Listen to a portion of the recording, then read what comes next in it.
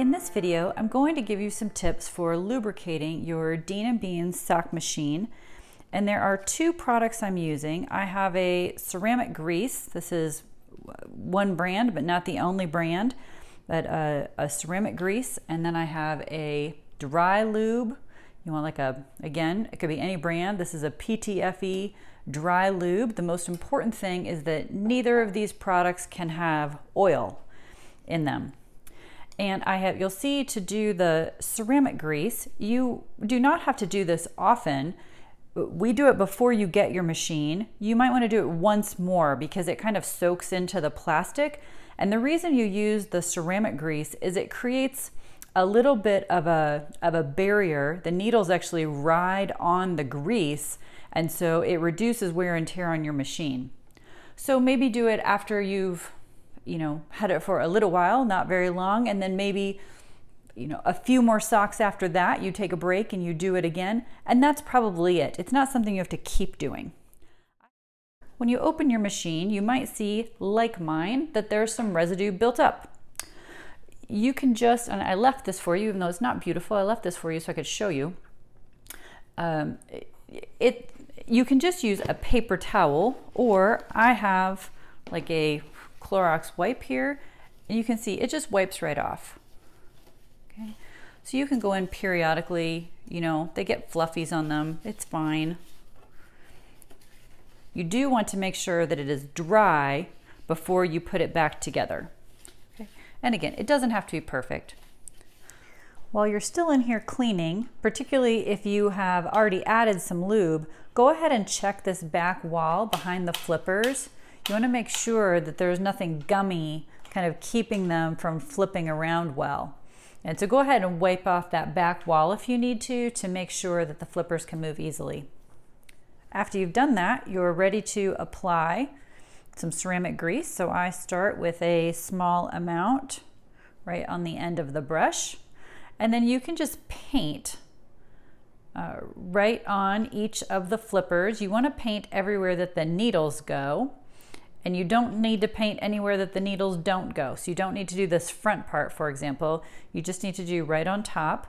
And then you can actually reach up underneath the cylinder to be able to get the undersides of all the various flippers and cams.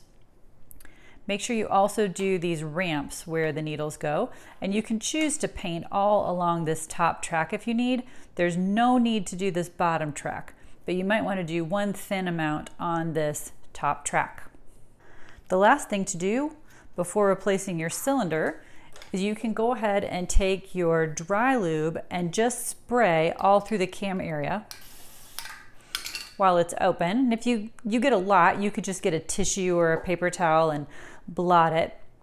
It's that spray lube that makes the white that I just wiped away. But it's really an easy way to get all the way around the cams while the machine is open. And then in just a moment, I will show you how to apply the lube once your cylinder is back in place. At this point though, it would be fine to reassemble your machine and start knitting. You don't have to let either the ceramic grease or the dry lube dry for a certain amount of time before you start knitting. So now let's say you've been knitting along and you kind of notice that it's just not quite as effortless to turn the handle as usual.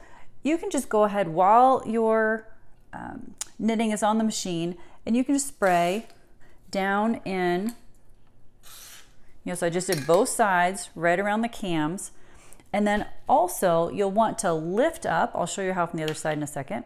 You want to lift up this side flipper, the one that's over here, because the needles travel up under that flipper most of the time when you're cranking clockwise.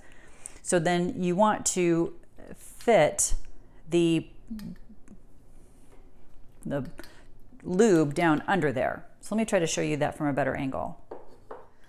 So here from the outside, this one is how you can hold up that little side flipper. So you can just hold it up with one hand and then put the nozzle under the flipper over here. So here's one final angle. This is the flipper I was talking about. You can see as I pull it up with my hand, you'll see it go up and down. So then when you have it lifted up, you can insert the bottom of the spray in there to give it one extra little spray. And then you don't have to wait to let that dry or anything. You can just go ahead and start cranking, and you usually will be able to immediately feel that it's just a little bit easier. So you can use that spray lube more frequently, maybe more like once a sock. You might want to use that. Again, it can build up over time. I probably don't do it quite as often as once a sock, but there will be times when I start to feel that it's just not quite as easy to turn as usual, and then a little spritz of the dry lube usually helps. I hope those tips are helpful. Happy cranking! Visit us at deanandbean.com and please like and subscribe. Thanks for watching.